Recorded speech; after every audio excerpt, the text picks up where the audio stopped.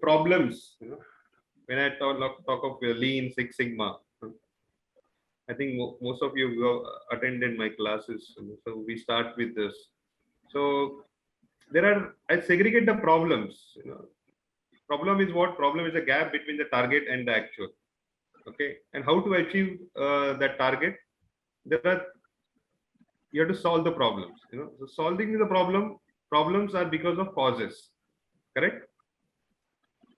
Do you agree with this? Problems are because of causes. Correct? There is a cause and effect relationship. Okay, now how you can solve the problems? There are three ways. We can segregate the problems into. One is wherein there is a problem. It's a single cause and single solution. So there is a problem. You know the cause, know the solution. What you do in this case is, the first case, we just need to implement the solution. Correct? And that is what we call it Kaizen. Every day, everyone, everywhere, there is improvement. So here we know the problem, know the cause, and know the solution. So we can solve this problem by just doing a why analysis, and this we call it as a Kaizen. Okay. Now for the Kaizen to happen, everyone has to be involved. Employees need to be engaged.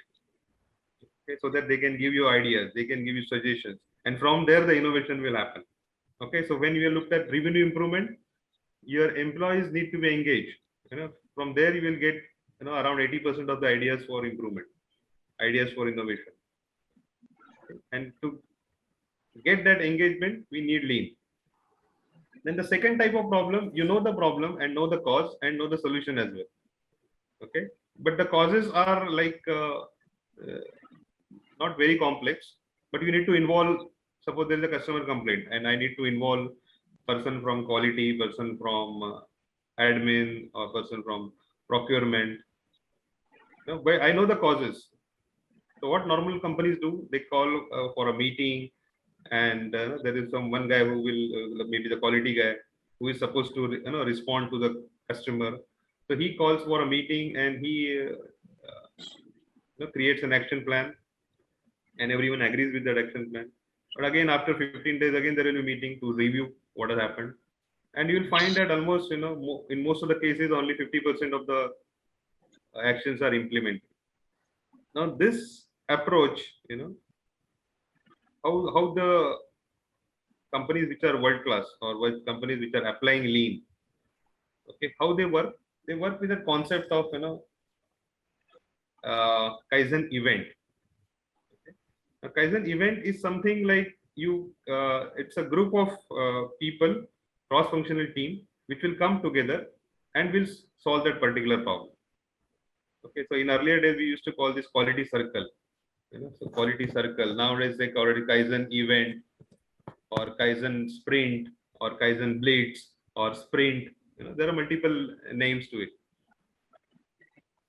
So this way we can solve this. So more such small group activities happening in your organization, more improvement will happen.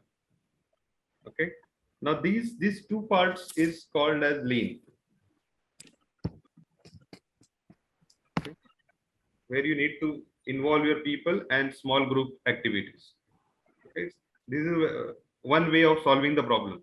But you need to segregate the problems into two things. One is you know the problem, know the cause, know the solution. Then you can apply Lean over here. This is a small continuous or continual kind of improvement. And there are some problems which are complex. There are some problems which are chronic.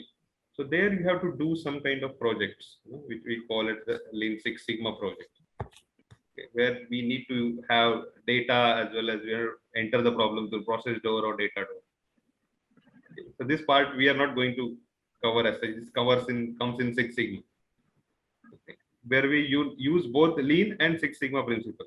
So the transition of the problem, happens like this. If the problem is at the seed level, it moves over here and then it moves over here.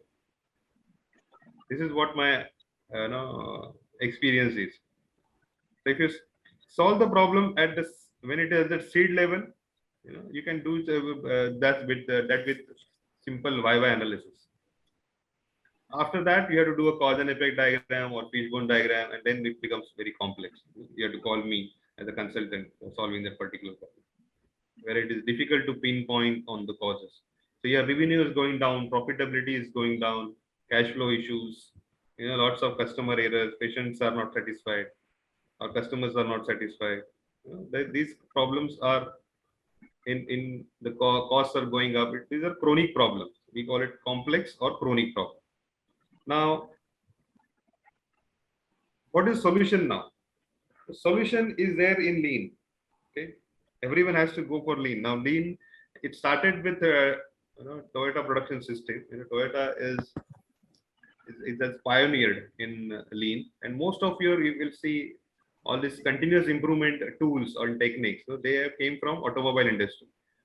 Okay, and in automobile industry, Toyota is leading the way. So if you all these like improvement tools, most of them have came from Toyota, be it 5S or 7S or Kaizen, Kanban, and on all these Hoshinkanri. There are so many tools, but Toyota production system is not just tools. It has learned from Ford, and it has learned from many other. It has learned from F1 car racing. It has learned from supermarkets, and they have created their own production system, which is still it is benchmark for its flexibility, for its innovativeness, and for its effectiveness, and sustainability as well. Now, people and process, Toyota is benchmark for that.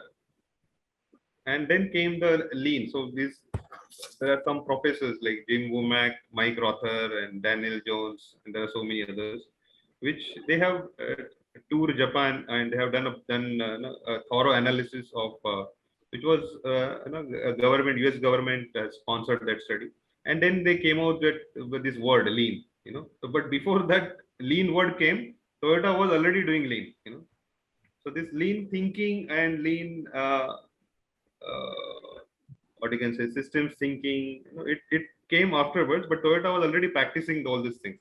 So what this Jim Womack and other people they have done is they have explored that, and it is now known to everyone what is the secret of Toyota production systems sustainability and innovativeness as well as effectiveness, as compared to other automobile industries and other industries as well. So lean thinking is a book that everyone should read. Lean thinking, and now it has already in 90s we started with lean manufacturing. Everyone thought these tools are used only in manufacturing, but afterwards, service industries also started exploring this thing. Nowadays, you will see more application in service industries than in manufacturing. Anyways, they are doing it for more than 100 years now. Some of the world-class companies, but now service industry has adopted, I can say. In software industry, they're calling it agile, scrum, or Kanban framework, scaled agile. In lean services, you will see all these applications of these tools. So now it is no more lean manufacturing. Now it is lean enterprise.